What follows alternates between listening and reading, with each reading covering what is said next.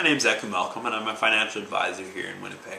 Now, today we're looking at some of the different frequently asked questions that I get. And one of the questions that I get all the time is really asking, I don't have any extra money. How on earth am I supposed to invest it or save or get insurance? It's a valid question, but comes with a valid answer. The best way that I've found to put some money aside is to plan for it. Because realistically, you do have some money. You just might not know where it's going. So the first thing you got to look at is, what are your expenses? Big expenses go first. Rent, mortgage, car. Little expenses come next. Things like your groceries. Things like your cable. Things that you just can't avoid. But then there's a third component. And this is where a lot of people fall short. People tend to think that most people are going to say they're going to spend, and then save whatever they have at the end of the day. It's a great strategy. But how often do you have money left at the end of the month when you're trying to save? Probably not very often. However, if you were to make that expense, that savings, part of your expenses, you're actually going to probably have that money set aside for when you need it. Think of it this way. Say you had a monthly payment come out of your account for $25 a month. Would you miss that $25 a month? Probably not. So say you're using this $25 a month and it's going into a savings account for you. You're not missing that $25, so down the road you decide, hey, I'm going to try $50. $50 is working well for you, so we go up to $100. $100 becomes $500, and $500 becomes $1,000, and so on and so forth. And before you know it, you now have this nice little savings account that's being invested and growing and gaining interest.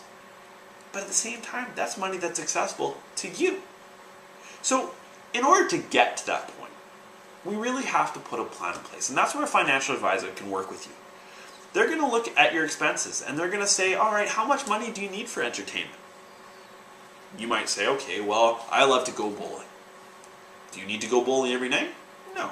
You probably want to go once a week. So how often is that, or how expensive is that bowling going to cost? Maybe it's $30. Now, if you were to go and just pay it with cash, are you going to notice that $30? No. And before you know it, you spent it. However, if you plan for it, and you make a budget saying, all right, I'm going to go bowling for $30, you've planned for it in the first place. And so any extra money, you know exactly where it's going. And that is the biggest tip that I can give you, is plan for where you want to spend your money. And your financial advisor can help you with that. They can look at your situation from an objective point of view, with a big picture view, and say, you know what? You probably don't need to spend this much money at the mall for food every day. Yes, absolutely you can. But at the same time, if you reduced your meal by one meal a week and you brought lunch once a week, you might save $10 a week, $40 a month, and the list goes on and on. So realistically, what I want you to do today, I'm going to give you a bit of a challenge. I want you to look at your individual finances.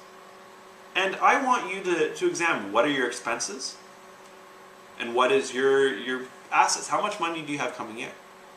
And together, as your financial advisor, we can sit down and we can figure out a plan to not only help you accomplish and pay for your expenses now, but to put a plan in place to put some money aside for your retirement, for that new house. So when you're ready to start thinking about how you want to spend your money, give me a shout. 204-955-2879. Visit my website, ekumalcolm.com, and we'll sit down together, figure out if we can work together, and from that point, we'll have the ability to look at your financial situation and make sure that you're maximizing it as much as possible.